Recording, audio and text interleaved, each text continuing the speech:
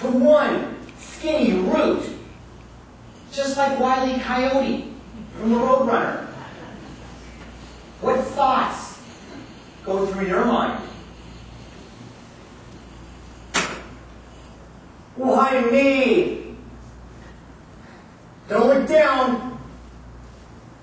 I should have eaten my Wheaties. A rope. A rope. Oh, thank you. Thank you, whoever's up there. I just hope it's not the Roadrunner. Meet me. Banner Contest Master, friends, and anyone who's ever been at the end of your rope. Who do you want pulling you up?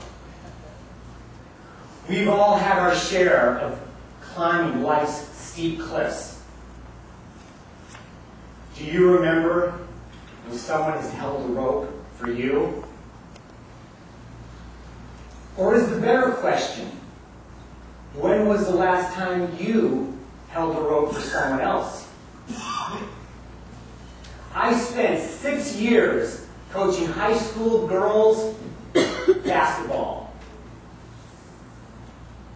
Now you know how I got on the other end of the cliff. I remember one early season tournament. High school kids loved week-long road trips. So our trip to Victoria, British Columbia was a thrill for them, especially because it meant more time to shop. But for one spunky senior named Allie, it was all about hoops.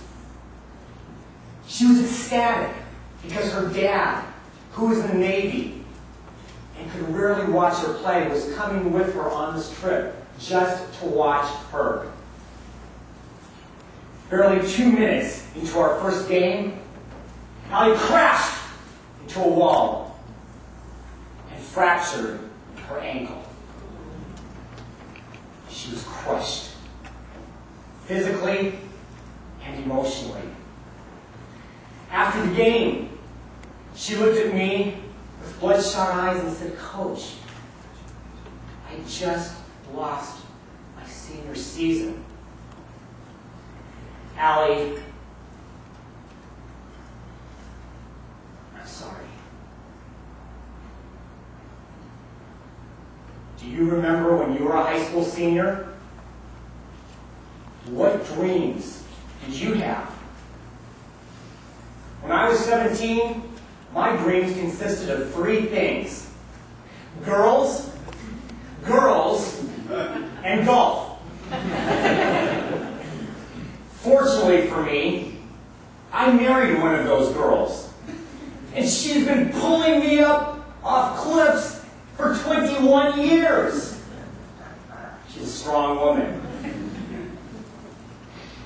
Now you may be wondering, what dreams did Allie have? Well, she had played JV, toiling on that team for 2 years. This was her big shot to be a big shot on varsity. Add to that her dad would never be able to see her play again, and now you have a girl on the side of a cliff. Allie was in excruciating pain and hobbling on crutches. She had every reason to leave the team, go home, and beat Shaquille O'Neal on her Xbox. Nobody would have blamed her. After all, she couldn't play anymore. I remember looking at her and asking Allie, "You ready to go home?" "No, Coach. I'm a part of this team, even if I can't play. I'm staying now and for every meeting, every practice, every game. I'm your new assistant coach. Deal with it."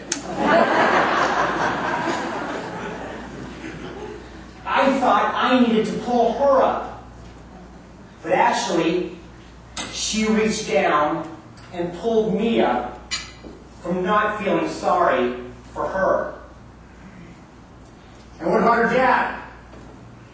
he had to stick around and watch a bunch of kids that weren't even his play the game his daughter loved.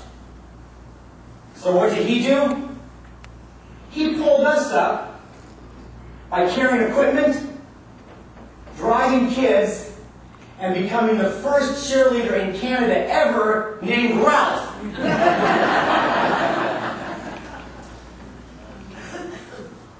What teams do you belong to? Family? Friends? The human race? What would happen if no one was there to pull you up?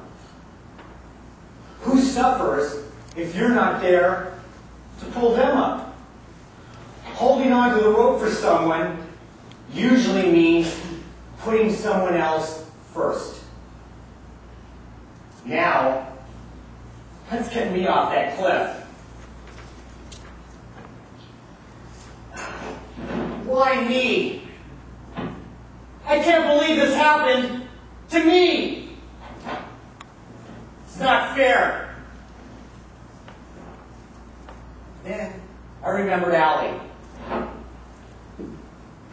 And I thought, wait a minute. How would she have responded? Didn't my players say coach? Allie was our inspiration. Whenever we were down, she was always there to pick us up. She never left us behind. Ladies and gentlemen, if you remember just one thing, please remember this. The next time you find yourself on the side of a cliff, before you look up for the rope, please remember to look down and look to see who you can bring up with you.